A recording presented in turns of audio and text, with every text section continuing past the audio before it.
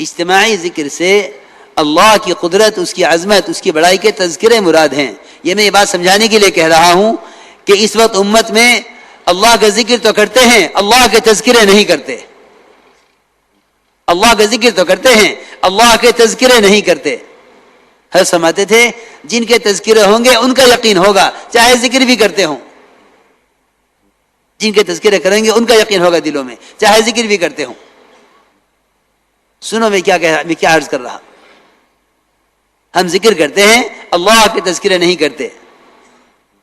یہاں حدیث میں فرمایا کہ مختلف قبیلوں کے، مختلف خاندان کے لوگ اللہ کے گھروں میں سے کسی گھر میں جمع ہو کر، یعنی مسجد مراد ہے، یہاں جمع ہو کر اللہ کے جو تذکرے کرتے ہیں. اللہ اکبر. سنو تو صحیح.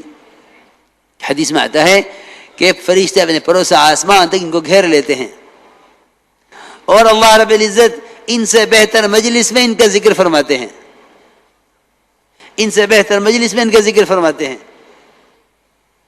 بلکہ بعض علماء نے تو تفسیر یہ کی ہے کہ ولا ذکر اللہ اکبر، کہ ولا ذکر اللہ اکبر کا مطلب یہ ہے کہ اللہ تعالیٰ اپنا ذکر کرنے والوں کا ذکر کریں، یہ ہے ذکر اکبر. ذکر اکبر اس کو فرمایا. اکثر مفسرین کی تفسیر یہی ہے کہ ذکر اکبر کا مطلب یہاں یہ ہے کہ اللہ کے بندے جو اللہ کے گھروں میں جمع ہو کر اللہ کے تذکرے کریں گے، اللہ تعالیٰ ان سے بہتر مخلوق فرشتوں کے درمیان ان کے تذکرے کریں گے. ان کے تذکرے اللہ اپنی فرشتوں کے درمیان میں کریں گے. یہ ہے مطلب ذکر اکبر کا. اللہ تمہارا ذکر کرے، یہ ذکر اکبر ہے. اللہ تمہارا ذکر کرے، اللہ ہمارا ذکر کرے، یہ ہے ذکر اکبر. کتنی بڑی بات ہے، کتنی بڑی بات ہے. اگر ہم غور کریں تو کتنی اونچی بات ہے کہ اللہ تعالیٰ اپنا ذکر کرنے والوں کا ذکر فرماتے ہیں فرشتوں کے درمیان. اس کو خوب سمجھ لینا چاہیے کہ مسجدوں میں ایمان کے حلقے قائم کرو. ہمارے گشت مسجد کے ماحول میں لانے کے لیے ہیں. یہ بات بار بار ہم عرض کر رہے کہ ہمارے گشت مسجد کے ماحول میں لانے کے لیے ہیں، کیونکہ صحابہ کی سنت، ان کا طریقہ یہی ہے. ملاقاتوں میں مسجد کے فضائل خوب بیان کیا کرو. ملاقاتوں میں مسجد کے فضائل خوب بیان کیا کرو. حدیث میں آتا ہے کہ جو شخص علم کی ایک بات سیکھنے کے لیے یا دوسروں کو سکھلانے کے لیے مسجد کی طرف قدم اٹھاتا ہے، اللہ تعالیٰ اس کو قدم اٹھانے پر ایک کامل حج کا ثواب عطا فرماتے ہیں. ایک کامل حج کا ثواب. مسیح کی طرف قدم اٹھاوے دین کی ایک بات سیکھنے کے لیے یا دوسروں کو سکھلانے کے لیے تو اللہ تعالیٰ ایک کامل حج کا ثواب عطا فرماتے ہیں. اتنی فضیلت ہے. کیونکہ میرے دوستو عزیزو، اصل میں دلوں کے پلٹنے کی جگہ مسجد ہے. حضور اکرم صلی اللہ علیہ وسلم نے وہ وفد ثقیف جو یہ کہتا تھا کہ اسلام تو لائیں گے، نماز نہیں پڑھیں گے، زکوٰۃ نہیں دیں گے، جہاد نہیں کریں گے، اور ہمارا بت 1 سال تک باقی رہے گا، ہم اس کو توڑیں گے نہیں. اس شرط کے ساتھ اسلام لاتے ہیں. آپ صلی اللہ علیہ وسلم نے ان کو مسجد میں رکھا اور صحابہ سے فرمایا کہ میں نے ان کو مسجد میں اس لیے رکھا ہے تاکہ اعمال مسجد ان کے دلوں کو اسلام کے لیے نرم کر دیں. جب ایک کافر کا دل مسجد کے ماحول سے اسلام کے لیے نرم ہو سکتا ہے، جب ایک کافر کا دل مسجد کے ماحول سے اسلام کے لیے نرم ہو سکتا ہے تو ایک مسلمان کا دل مسجد کے ماحول سے دین کے لیے تیار کیسے نہیں ہو سکتا. اس لیے میرے دوستو بزرگوں عزیزو، مسجد کو ملاقاتوں کے دوران عمل سے خالی نہ چھوڑو، کیونکہ دعوت باتوں کی طرف نہیں ہے، دعوت ان اعمال کی طرف ہے جن اعمال میں مشغول رہنے سے اور جن ماحول سے دل پلٹتے ہیں. آپ اندازہ کریں طفیل ابن عمر دوسی رضی اللہ تعالیٰ عنہ وہ جب مکہ مکرمہ آئے تو قریش نے طفیل ابن عمر دوسی کو آپ صلی اللہ علیہ وسلم کی دعوت سے ڈرایا اور یہ کہا کہ طفیل نہ ان کی بات سننا نہ ان سے بات کرنا، اس لیے کہ جو ان کی بات سنتا ہے وہ ان کا ہو جاتا ہے. طفیل ابن عمر دوسی رضی اللہ فرماتے ہیں کہ میں نے آپ کی بات کو نہ سننے کے لیے اپنے کانوں میں روئی ٹھوس لی، کان بند کر لیے کہ کوئی آواز میرے کان میں نہ پڑے. فرماتے ہیں کہ اچھی طرح کان بند کر کے میں مسجد حرام میں داخل ہوا اور میں آپ کی بات سننا بھی نہیں چاہتا تھا، لیکن حرم میں داخل ہوتے ہی میں نے دیکھا کہ آپ صلی اللہ علیہ وسلم کعبے کے پاس نماز پڑھ رہے تھے. فرماتے ہیں کہ میں اندر گیا تو تو میرے دل نے یہ کہا کہ طفیل تجھے ان کی بات سننی چاہیے، تجھے ان کی بات سننی چاہیے، تجھے ان کی بات سننی چاہیے، اچھی ہوگی تو قبول کر لوں گا اور بری ہوگی تو چھوڑ دوں گا۔ فرماتے ہیں طفیل عمر دوسری رضی اللہ تعالی عنہ کہ میں نے کانوں سے روئی نکالی اور میں نے آپ کا کلام سنا اور اسلام اسی وقت قبول کیا، اور اتنا ہی نہیں بلکہ آپ سے کہا فوراً کہ یا رسول اللہ میری قوم میری بات مانتی ہے، میں اپنی قوم کو جا کر دعوت دوں۔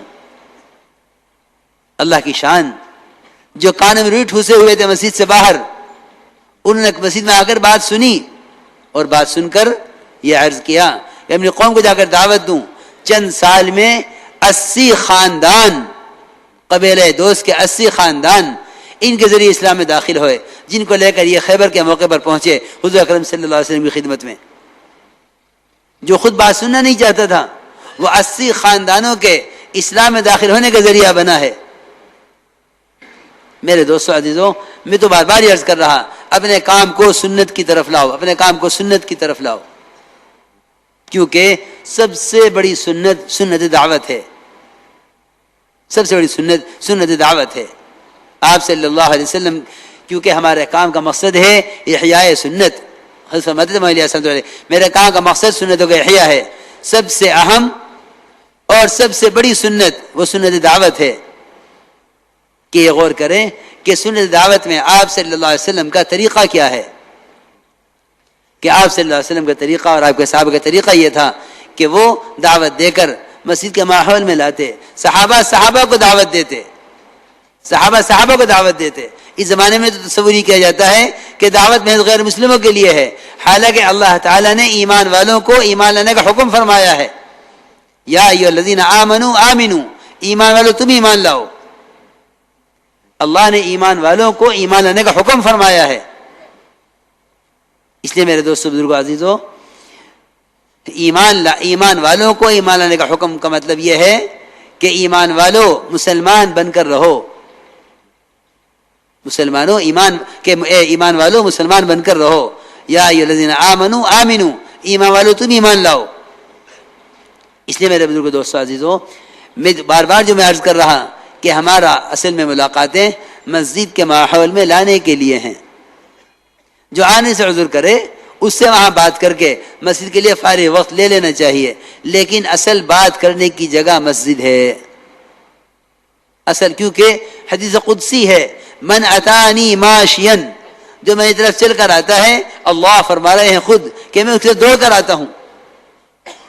حدیث میں آتا ہے اللہ تعالی مسجد میں آنے والے سے مل کر اس طرح خوش ہوتے ہیں جیسا کوئی اپنے بچھڑے ہوئے دوست سے مدت کے بعد مل کر خوش ہوتا ہے، کہ مدت کا بچھڑا ہوا دوست آج ملا ہے، جس سے مل کر خوش ہوتا ہے۔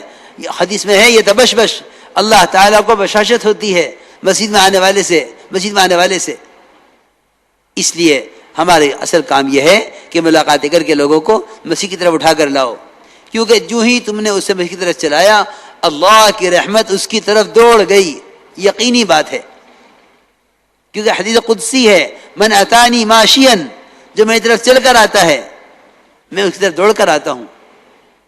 اس لیے میرے دوستو عزیزوں، مجھے ضروری بات عرض کرنی ہے، کیونکہ دیکھو بھائی بات یہ ہے، جو محنت بھی چاہے اس کا دائرہ کتنا وسیع ہو جاوے، چاہے اس کو شہرت کتنی بھی حاصل ہو جاوے، جو محنت خلاف سنت ہے اس کے ساتھ تربیت نہیں ہے۔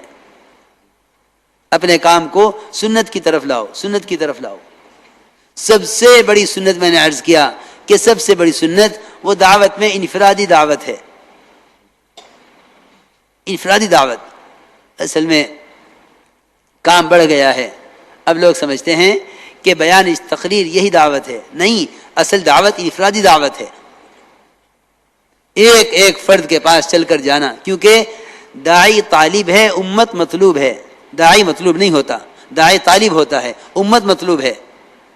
اس لیے میں عرض کر رہا کہ انفرادی دعوت اصل ہے، ایک فرد کو دعوت دینا، ایک فرد کو۔ مولانا الیاس صاحب رحمۃ اللہ علیہ فرماتے تھے کہ میرے نزدیک، میری بات ذرا غور سے سننا بھائی، میرے نزدیک انفرادی دعوت دینا ایک فرد کو اتنا اہم ہے، اتنا اہم ہے، اتنا اہم ہے کہ اگر کوئی شخص نفل نماز میں مشغول ہے، اگر کوئی شخص نفل نماز میں مشغول ہے اور کوئی نیا آدمی آ جائے جس کے ٹھہرنے کی توقع نہ ہو، تو اپنی نفل نماز توڑ کر پہلے اس کو دعوت دے،